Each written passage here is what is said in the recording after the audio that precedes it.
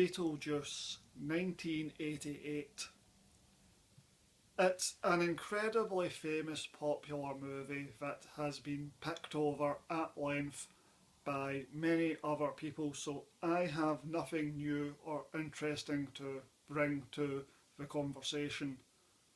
All I will say is that I have seen the movie a multitude of times over decades, and it is a good movie. I would give it 7 out of 10. It is very creative, it is very odd, it is very one of a kind, more or less. The only reason I would say more or less rather than outright it is one of a kind is that Tim Burton made more movies and a few of them are in the same ballpark. I would imagine Edward Scissorhands, for example, could be considered to be akin to Beetlejuice. Similar stylised visuals and heightened reality and strange goings-ons. The real mystery or bizarreness of Beetlejuice is just that it exists. That such a peculiar, bizarre, odd, not obviously commercial movie got through the studio system of 80s Hollywood, got financed and was released wide, and I believe was treated as a mainstream film. It was never considered to be some arty little oddball side project or something. It was a mainstream movie, and it doesn't surprise me that it was a big hit and made stacks of money because it's a good movie. There's a lot of fun stuff, there's things that kids would love. I just find it odd that the studio system recognised its commercial potential, or if the thing is just some big massive bizarre fluke where it accidentally got through the system and somehow got all the way to completion without being messed around with too much by the studio or whatever. Who knows? It's just a very peculiar movie. It's certainly the type of movie they don't make anymore, if they ever did. I would actually compare it maybe to something like E.T. 1982, which sounds really odd. What's the comparison? But it's family orientated movies that are not afraid to be a bit scary, slightly disturbing, certainly for a younger audience. It has a bit of drama, a bit of comedy, but doesn't really lean too heavily into either, and there's lots of expensive, flashy special effects. These sort of family movies are very 80s to me. I really don't think they made these kind of movies anymore after the 80s. So that's why I would bracket Beetlejuice with something like E.T. As different as they are, and tonally they are very different, but they are, I would say, of a similar genre. It's very creative, and I don't know how they came up with some of these oddball concepts and put these odd ideas together, but they did, and it works. And I don't even think the movie's messy as a script.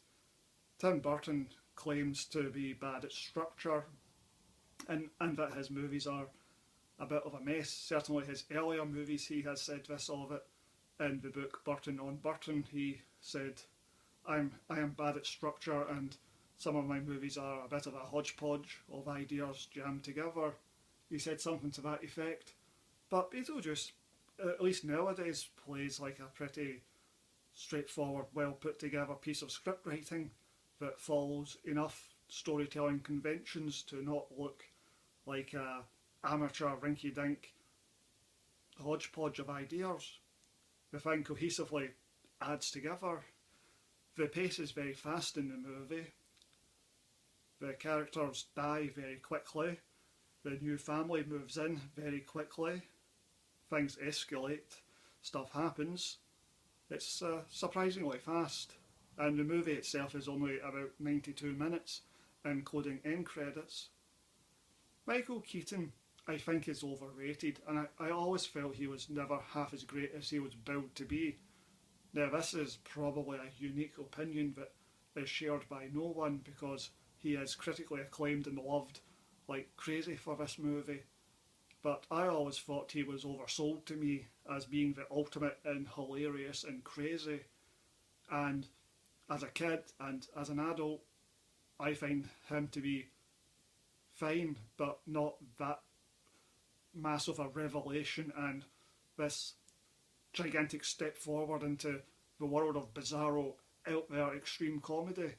He is just good, but he is not amazing as Beetlejuice. As I said, that is a unique opinion, I am sure, and I am not going to try and argue with anyone's opinion on that subject. I am in the wrong, everyone else is in the right, no doubt about it. So I've always been slightly disappointed by Keaton. I do believe as a kid I felt the movie was a slight disappointment because it was too safe PG-13. It didn't have a bit more, I wouldn't say I was looking for gore, but maybe more horror movie elements I was expecting as a kid. So I always felt slightly disappointed that it was so clean. It wasn't a horror, I didn't lean into the horror element more, which as an adult looking at it, that's a silly complaint. This is not a horror movie. There's no reason for it to be more gruesome or to have some, I don't know, scarier sequences. The thing is designed for kids to watch, so why would you want to have proper scary scenes or anything like that? That would make no sense. The movie is good, but I don't think it's some masterpiece. It's not one of the greatest movies ever made. It is a very interesting movie. It is a very peculiar movie. It is a very unusual movie. And it is very interesting. It has a lot of interesting ideas, and it's well filmed, and it's just very well put together, and it's not, there's nothing to really complain about. I like it. I have seen it an abundance of times, but I don't love it half as much as some other people do. The film is, to some extent, slightly overrated. It's a fun, slightly silly, slightly goofy movie that works better than it perhaps really should. Maybe they just got lucky and the footage edited together just so much better than what they expected, that the qualities of the filming elevated what was a rather iffy script into something more than the sum of its parts. Maybe it's one of those cases where before it had the music on it, the thing was a bit of a junky mess, and then they put a great score on it, and suddenly it brings it all together, and what was quite crude and messy suddenly just becomes smooth and efficient and effective.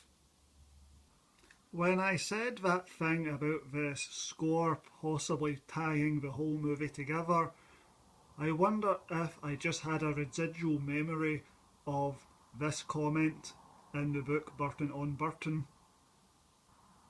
Burton on Burton, copyright 1995. This only goes up as far as Ed Wood.